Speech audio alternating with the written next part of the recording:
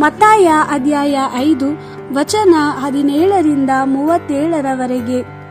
ನಾನು ಮೋಶೆಯ ಧರ್ಮಶಾಸ್ತ್ರವನ್ನಾಗಲಿ ಪ್ರವಾದಿಗಳ ಉಪದೇಶಗಳನ್ನಾಗಲಿ ತೆಗೆದುಹಾಕುವುದಕ್ಕೆ ಬಂದೆನೆಂದು ನೆನೆಸಬೇಡಿರಿ.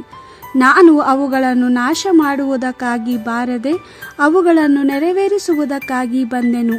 ನಾನು ನಿಮಗೆ ಸತ್ಯವನ್ನು ಹೇಳುತ್ತೇನೆ, ಆಕಾಶ ಮತ್ತು ಭೂಮಿ ಅಳಿದು ಹೋಗುವವರೆಗೂ ಧರ್ಮಶಾಸ್ತ್ರದಿಂದ ಏನೂ ಅಳಿದು ಹೋಗುವುದಿಲ್ಲ.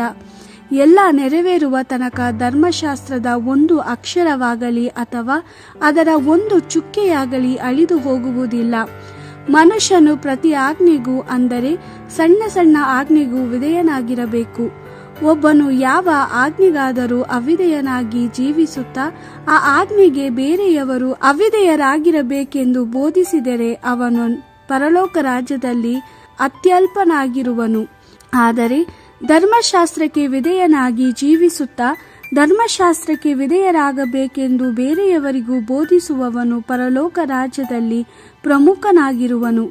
ಧರ್ಮೋಪದೇಶರಿಗಿಂತಲೂ ಫರಿಸಾಯರಿಗಿಂತಲೂ ನೀವು ಉತ್ತಮವಾದದ್ದನ್ನು ಮಾಡಬೇಕು, ಇಲ್ಲವಾದರೆ ನೀವು ಪರಲೋಕ ರಾಜ್ಯವನ್ನು ಪ್ರವೇಶಿಸಲಾರಿರಿ.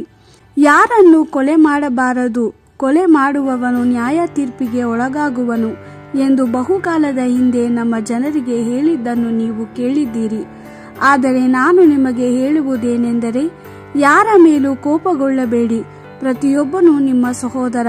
ನೀವು ಬೇರೆಯವರ ಮೇಲೆ ಕೋಪಗೊಂಡರೆ ನ್ಯಾಯ ತೀರ್ಪಿಗೆ ಗುರಿಯಾಗುವಿರಿ. ನೀವು ಯಾರಿಗಾದರೂ ಕೆಟ್ಟ ಮಾತುಗಳನ್ನಾಡಿದರೆ ಯೆಹೂದ್ಯರ ನ್ಯಾಯಸಭೆಯ ವಿಚಾರಣೆಗೆ ಗುರಿಯಾಗುವಿರಿ. ನೀವು ಯಾರನ್ನಾದರೂ ಮೂರ್ಖ ಎಂದು ಕರೆದರೆ ಅಗ್ನಿ ನರಕಕ್ಕೆ ಸೇರುವ ಅಪಾಯದಲ್ಲಿದ್ದೀರಿ. ಆದ್ದರಿಂದ ನೀವು ನಿಮ್ಮ ಕಾಣಿಕೆಯನ್ನು ಯಜ್ಞವೇದಿಕೆಯ ಮುಂದೆ ದೇವರಿಗೆ ಅರ್ಪಿಸುವಾಗ ನಿಮ್ಮ ಸಹೋದರನಿಗೆ ನಿಮ್ಮ ಮೇಲೆ ಏನೋ ಮನಸ್ತಾಪವಿದೆ ಎಂಬುದು ನಿಮ್ಮ ನೆನಪಿಗೆ ಬಂದರೆ, ಆಗ ನಿಮ್ಮ ಕಾಣಿಕೆಯನ್ನು ಯಜ್ಞವೇದಿಕೆಯ ಬಳಿಯಲ್ಲೇ ಬಿಟ್ಟು ಹೋಗಿ ಮೊದಲು ಅವನೊಂದಿಗೆ ಸಮಾಧಾನ ಮಾಡಿಕೊಳ್ಳಿರಿ.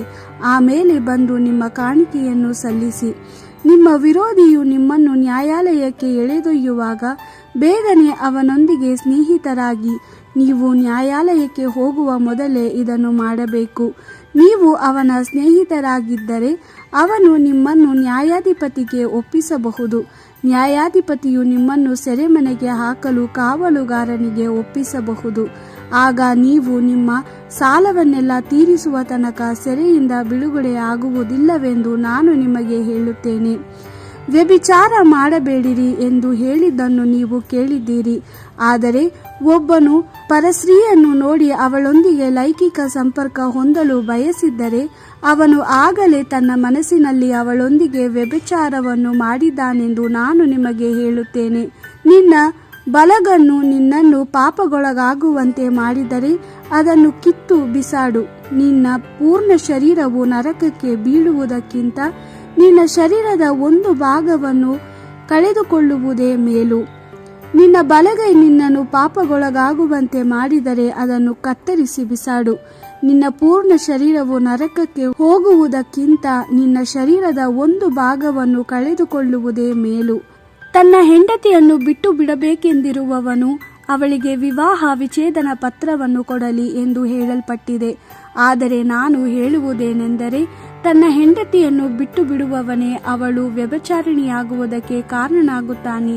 ಹೆಂಡತಿಯು ಬೇರೊಬ್ಬ ಪುರುಷನೊಂದಿಗೆ ಲೈಂಗಿಕ ಸಂಬಂಧವಿಟ್ಟುಕೊಂಡಿದ್ದರೆ ಮಾತ್ರ ಅವಳನ್ನು ಗಂಡನು ಬಿಟ್ಟು ಬಿಡಬಹುದು. ವಿವಾಹ ವಿಚ್ಛೇದನ ಹೊಂದಿದ್ದವಳನ್ನು ಮದುವೆಯಾಗುವವನು ಸಹ ವ್ಯಭಿಚಾರ ಮಾಡಿದವನಾಗುತ್ತಾನೆ. ನೀವಿಟ್ಟ ಆಣೆಯನ್ನು ಮೀರಬೇಡಿರಿ. ಪ್ರಭುವಿಗೆ ನೀವಿಟ್ಟ ಆಣೆಗಳನ್ನು ಕೈಗೊಳ್ಳಲೇಬೇಕು ಎಂದು ನಮ್ಮ ಪೂರ್ವಿಕರಿಗೆ ಹೇಳಿದ್ದನ್ನು ನೀವು ಕೇಳಿದ್ದೀರಿ. ಆದರೆ ನಾನು ಹೇಳುವುದೇನೆಂದರೆ, ಆಣೆ ಇಡಲೇಬೇಡಿ, ಪರಲೋಕದ ಮೇಲೂ ಆಣೆ ಇಡಬೇಡಿ, ಏಕೆಂದರೆ ಪರಲೋಕವು ದೇವರ ಸಿಂಹಾಸನ. ಭೂಮಿಯ ಮೇಲೂ ಆಣೆ ಇಡಬೇಡಿ, ಏಕೆಂದರೆ ಭೂಮಿಯು ದೇವರ ಪಾದಪೀಠ.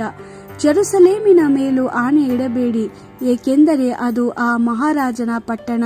ನಿಮ್ಮ ತಲೆಯ ಮೇಲೂ ಆಣೆ ಇಡಬೇಡಿ. ನಿಮ್ಮ ತಲೆಯ ಒಂದು ಕೂದಲನ್ನಾದರೂ ಬೆಳ್ಳಗೆ ಅಥವಾ ಕಪ್ಪಗೆ ಮಾಡಲು ನಿಮ್ಮಿಂದಾಗದು.